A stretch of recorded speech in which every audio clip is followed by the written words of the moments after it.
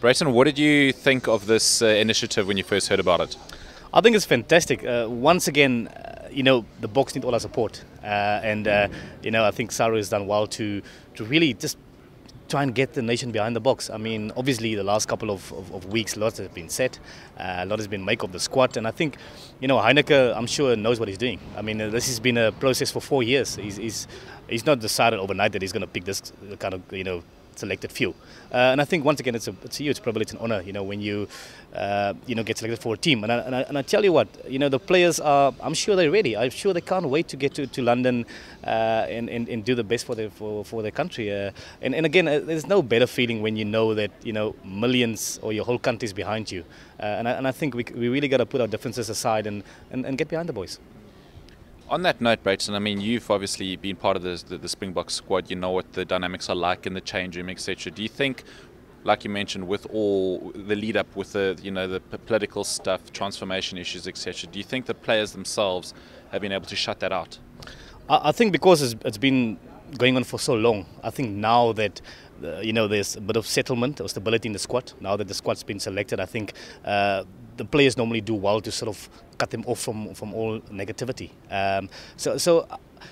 Obviously, squad has been selected. I think the guys who didn't make it are really disappointed, and rightly so, because the last couple of years, I mean, to mention a guy like Kobus Reinach, Marcel Coetzee, for me, I felt he was such a good player and he was such value for the Boks of late. So those guys must be devastated. So I think the team do have enough leader.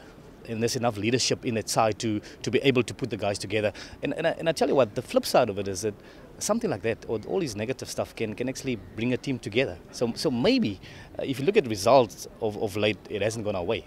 So something like that could maybe just be a trigger to bring the team together. And I tell you what, I've been in Springbok teams where we were down in the dumps, and these outside factors almost motivate the guys to go and do better. And we've won some pretty big games when we were backs against the wall.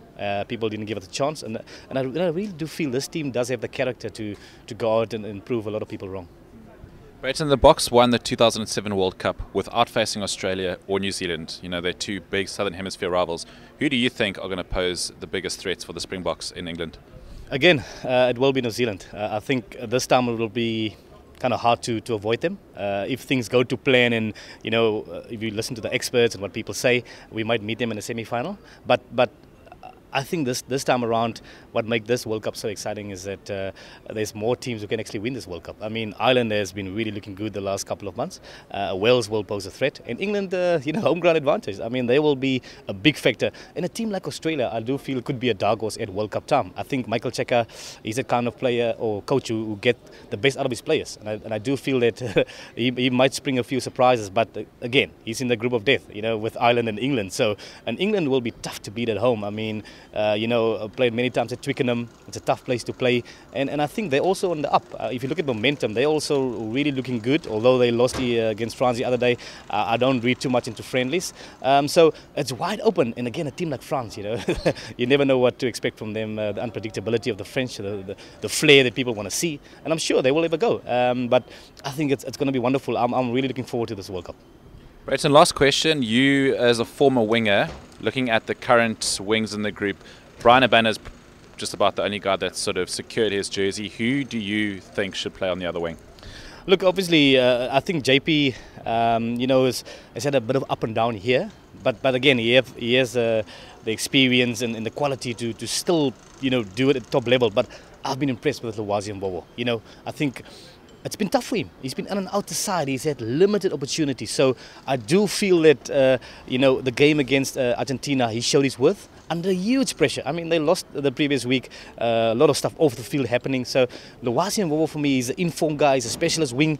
And I think, given the opportunity, he could be one of the standouts at the World Cup.